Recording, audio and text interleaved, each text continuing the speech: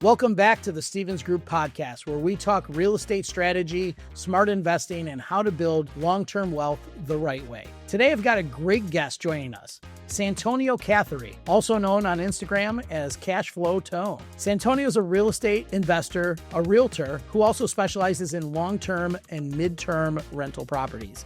And more importantly, he focuses on maximizing cash flow.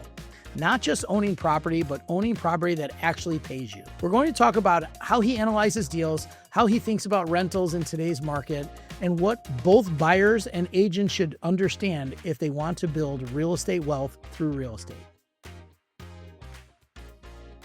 Tone, welcome to the show. What's going on, Chris? Happy to be here. Absolutely. Glad you're here. So let's talk. What got you started in real estate investing, and what was your first deal? Yeah, that's a good question. So one of my buddies from college, he actually sent me a book called Rich Dad Poor Dad by Robert Kiyosaki. And in college, we were selling Advocare, just hustling and grinding. And I'm just like, all right, this is somebody I trust.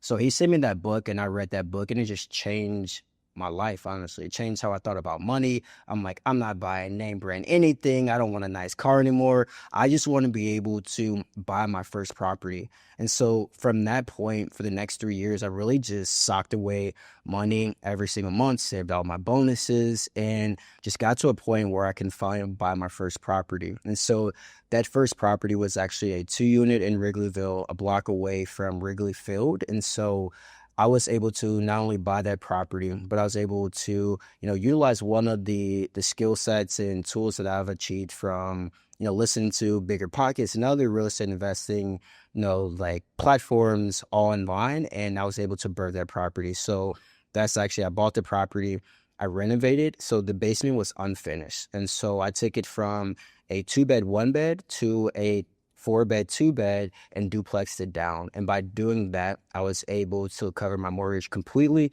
And that's what started my journey of living rent-free. And then I went and refinanced it, pulled out my equity, and the ball just kept rolling from there.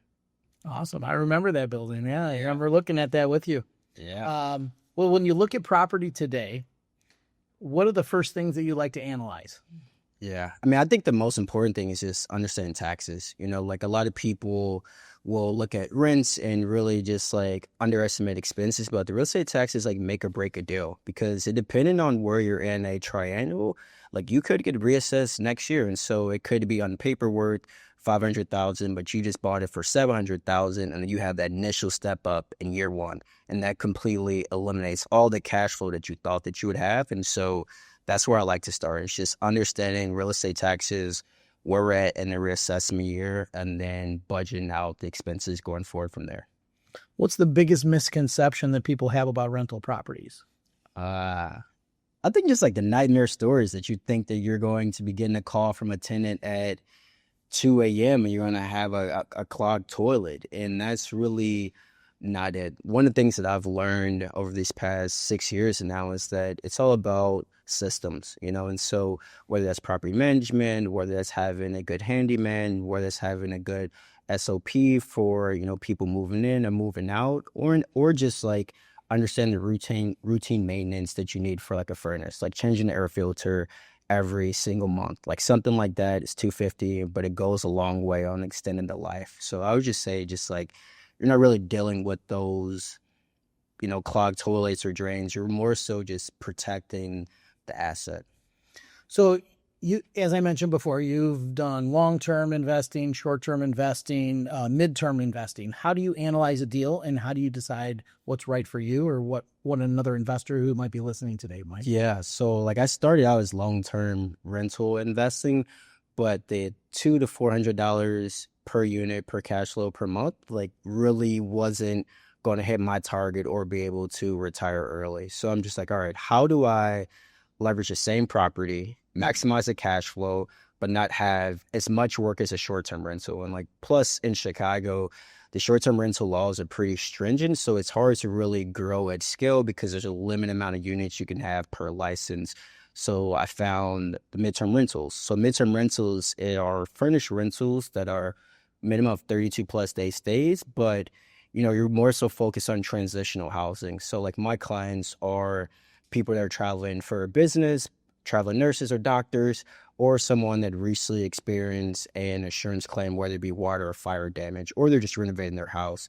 So that's where my focus is now. And so whenever I'm looking at a deal, I really just start with expenses in mind first, because you have to put profit first. So I'm looking at whatever the mortgage is. I'm adding in utilities. And so my units, I cover all of the utilities. So that's adding in electricity, gas, water, sewer, internet, as well as just like the cleanings that happen at the turnover. So I did all those expenses on top of the mortgage, and then I see from there what's my minimum cash flow. And so my target is really looking at $1,000 per month per unit in cash flow. So if that number doesn't hit that threshold, then I'm passing on it. But typically when I'm looking at a property, I look at it three ways.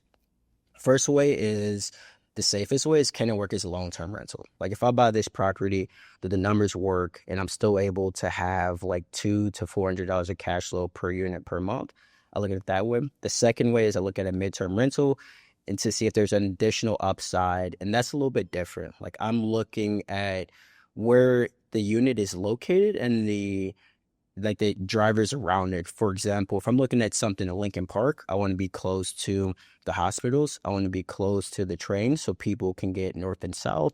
I also want to be close to other just like, revenue driving industries, whether it be like Lincoln Park Zoo or it be Wrigley Field or Navy Pier, just like some type of hubs. Or if I'm looking like downtown in Streeterville, I'm looking to be centrally located to the hospitals, 10, 15 minutes away, looking to be close to the business district, be looking to be close to United Center. So it's all based on the hub and the neighborhood that I'm focused on. So that way I can have a multitude of clients that are coming by, not just someone that's looking to just experience Chicago for a weekend. So that's more so my focus. Like these like avatars or people that are coming, they're staying on 8 to 12 week contracts. So I'm not dealing with tenants that are turning over every 2 to 3 days. This is, like 2 to 3 month lease terms.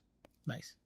And so when you're looking at renovating a property, right, how do you maximize the rents without over improving the property? Yeah, man, that's one of my superpowers. I'm really good at the numbers. My background is in financial analysis, like worked in banking for 9 years. And so really just honing in on the numbers is like my strongest suit. So for really just looking at renovating a property and not over renovating or like just like really just spending too much money on it, I really set the budget and I look at where the high value items. So everyone looks at the kitchen, bathrooms, flooring. So that's where I spend the most of my money at, is on the outward appearance and make sure that someone has that wow factor when they walk in. So, for example, like instead of going with a 2-inch by 4-inch tile, I go with the bigger tile in the kitchen for the backsplash because it's a better bang for the buck. Same thing for the bathroom when I'm looking at adding in, new tile in the bathroom. I'm not doing the smaller subway tile, even though it's durable. I'm doing the larger 24 by 48 or 48 by 36 because less waste, but I'm able to coverage more space. And so that's less grout lines to 100%. Yeah. Less just overall to clean and do upkeep and yes, which like I don't want to do. Like these are units that people are living in for, I said 2 to 3 months. So they're not getting beat up like they would on a short-term rental, but they're also, people are going to be there. They may extend for 6 months, 9 months, and just overall the upkeep and maintenance is easier. So that's where I really focus at. And like my flooring, I use the same flooring in every single unit. I use the paint color and brand every single unit. So if there's ever any type of patch or touch-up work that's done, I really just tap into, the warehouse where those things are located and just make it as simple and as easy as possible. Because I don't want to have to think about picking a new sink, picking a new floor, picking a new tile, picking out a new countertop. I want to make it as easy as possible. So it's really just like wash, rinse, repeat. What are the top 2 to 3 expenses that our investors underestimate when they're doing a renovation of something like this? Man, I would say anything building systems related. And when I say building systems, I'm thinking electrical, HVAC, even like roof. So I would just say like just not accounting for those items happen. Or in just like plumbing, like you start off, for example, with renovating the kitchen. You think that you're just focused on, the outward appearance, but you may open the wall and one of your pipes may need to be replaced. And so, or just like connecting, like PVC or like galvanized, like steel to like copper, just like that mix doesn't go well. So I would just say just making sure that you have some contingencies in place of what you're going to encounter when you open up. So I would just say just looking at those things, but it's also like a furnace, like that's something that's 6 to 8 grand. And if you're really just like renovating for style or putting a lipstick on a pig, but that goes out for a rental within the first couple months, you have to make sure you have that reserve set aside. But how I approach is whenever I renovate a property is I had replaced all the building systems up front. So I'm doing new electrical, new plumbing, new roof, and new porch. And by doing that, I'm actually able to leverage the bank's money is not as much as mine. So if I'm going in and I'm getting a renovation loan and they're giving me 80 or 85% loan to value, I'm only paying for that 20 to 15% of the cost of a new roof, of the cost of a new porch, of the cost of a new furnace. And so that's how I go about just managing capital and just leveraging the bank's capital to have it extend as long as possible, but to also do all this work up front. So I'm not really thinking about replacing any of these things up front, and I take care of the largest tickets items up front. Good idea. What advice would you give someone who's looking to buy their first rental property this year? Yeah, I would say just consume as much knowledge as possible. I feel like a lot of people get analysis paralysis where they're just in this situation where they just have just like stricken by fear and they're just not comfortable with making a purchase. So like my focus is on the multi-units, 2 to 4 to 6 units. And so with those type of properties, you have to be able to run the numbers and know the rents, know where expenses should be, as well as like taxes. So I would just say, just like get comfortable with the underwriting analysis and then analyze 100 deals. Like it's going to take you 100 deals before you get your first one. Like you're really going to see 10 properties and get those. You're going to have to continue to work that muscle to the fact that when you run the numbers, you're able to pull the trigger and get that done. So I would just say, understand the analysis for underwriting a deal, understand the market that you're in, and just get comfortable to where you see a yes or you get a green light that you're able to pull a trigger. Because once they happen, like once you see the property, you need to move quick. You cannot wait 2 days to see it, a week to see it. You have to jump on it on the spot because if it worked for you, most likely it worked for someone else. So you need to move quick.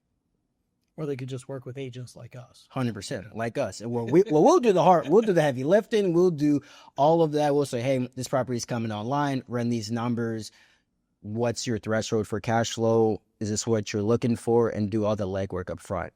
So that's one way to do it. And, to that point, if you're starting out and it's a first deal, you really want to try to leverage someone else's 10,000 hours. That's going to save you from making a mistake. And so working with yourself or me, like that's a way to really leverage our experience in the industry, looking at rentals and should be like, hey, like I can do this kind of with training wheels. You don't have to know every single thing. You can have someone that's holding your hand, walk you through the process and having you buy a good deal. Because all it takes is one bad deal to take you under. Absolutely. So there's a lot of agents that always follow me on my podcasts and stuff like that. So how should agents start thinking more like an investor as well? Yeah, I would say, like we just talked about, just doing the legwork up front to be like, hey, here's this property that came online. I feel here are the 3 areas that I identified that we can maximize value on the ARV standpoint as well as on the rent comps. Like one of the things I've noticed for properties that I've bought personally is that underutilization of the floor plan. I may see a 2-bed, 1-bath, but it's 1,500 square feet. I'm not just looking at what's there. When I hear 1,500 square feet, I'm like, okay, I could get 3 beds, 2 baths of this and increase the rent from $2,100 to $3,600 by spending, like $35,000. So you're getting that recoup back in less than 3 years. So really just doing that legwork and not just looking at what's on paper, but presenting a full package product to an investor like, hey, here's the floor plan now, here's where I think it could be, and here's an estimate. So that way you're not just asking for a deal, you're adding value up front. Because if I hear that, I'm like, okay, this person understands my business, they understand how I think, and they just took some things off my plate that I don't have to worry about. And then asset types, what do you like the best? Buildings? Multi-units. Like, my whole thing is financial freedom through having other people pay my mortgage. So, like, every single property I buy has been a 2 to 4 unit. I live in it, renovated, rents it out on midterm rental, and my tenants pay the mortgage, and I live rent-free. Because I look at, honestly, as a single-family home, for me personally, as a liability. I'm paying the mortgage every single month. I don't want a house. I want to live in a place that someone else is paying for, and I'll take the top floor unit. Yeah. I think it's funny. I started in the business at 24, and people would call me all the time and say, hey, I need help with finding a renter. And I would say, hey, listen, why don't I help you find a 3-bedroom condo, and you could rent to 2 of your friends. Yep. And you don't even have to tell them you're the owner. You could say your parent owned it. Yeah. And this is what the rent breakdown is going to be. And it would be something similar or less than what they would have been paying if they went and got in Wrigleyville, a 3-bedroom for $2,400. Okay. Our payment's going to be $850 a piece. Yeah. 100%. And, this is how I started my career, helping people from renters to becoming homeowners, condo owners, single family homeowners. And then ultimately that scaled into multi-unit buildings and stuff like that. Yeah, 100%. And it's like rent and your living expense is your largest expense. Yeah. If you can eliminate or significantly reduce that, you just gave yourself a $1,000 to $1,500 pay increase each month. And it's like, you're going to pay somebody's mortgage, you might as well pay your own. And that's my logic. Santonio, I never knew anything about the midterm rentals at all until we met and started talking about this. I've always worked with investors with long-term, short-term rentals. I really appreciate you coming on the podcast today, talking about these types of things that you're proficient at and that you're a master at. So thank you for sharing your wisdom with everyone. Yeah, thank you for having me. It's a newer space. Not a lot of people know about it. Fewer tenant headaches, like working with short-term rentals, less restrictions, but also higher cash flow than long-term rental. I think it's the future because so many people are working remotely, and so you get a lot of people that are digital nomads that want to experience a new city, new place, fully furnished for months at a time. So I think it's the future, and hopefully I can continue to ride this wave. Absolutely. Santonio, I appreciate you coming on and breaking this down for us. I love when we can take real estate out of the hype category and bring it back to the strategy and discipline. For anyone listening, whether you're a buyer, an investor, or an agent, the takeaways here are simple. Real estate isn't about owning property. It's about owning assets that produce income. If you want to connect with Santonio, you can find him on Instagram at Cashflow Tone. Go check out his content. He shares a lot of insight into how he evaluates and structures deals. And as always, if you're thinking about buying, selling, investing, or if you're an agent looking to grow your business, reach out to the Stevens Group. We'll see you on the next episode.